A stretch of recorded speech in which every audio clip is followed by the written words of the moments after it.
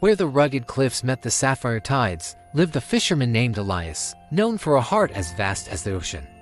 While others saw only a harvest, Elias saw a world to be protected, often releasing the smallest of his catch back to the waves.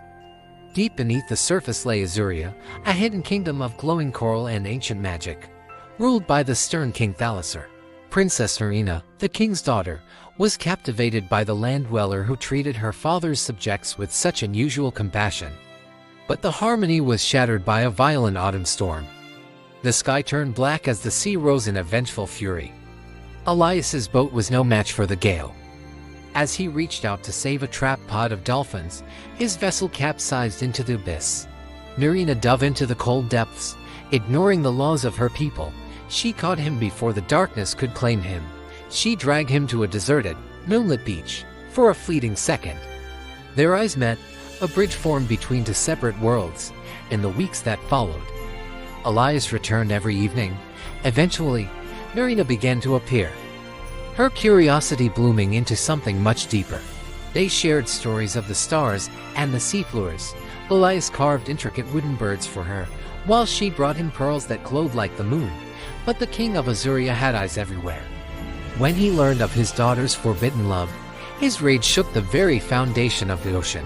Marina was imprisoned in the crystal cavern, a cold cage of light where the sun never reached. Above, Elias waited in silence and despair. Desperate, Marina sought the sea witch, Morwen. The witch offered a transformation, but the cost was her voice, her most precious gift. The magic was agonizing, but the promise of land was stronger. She washed ashore, her tail gone, her voice stolen, but her heart full of hope. Elias found her there, though she could not speak. He recognized her emerald eyes instantly.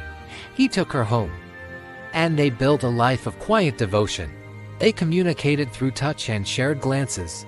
Every day, they walked the shoreline, a silent pact between the man of the land and the girl of the sea.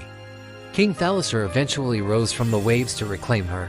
He saw Elias protecting her, not with steel, but with a love that transcended the tides.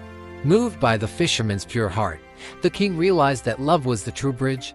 He lifted his trident, and Marina's voice returned, clear as a bell. The wedding was a marvel unlike any the world had seen.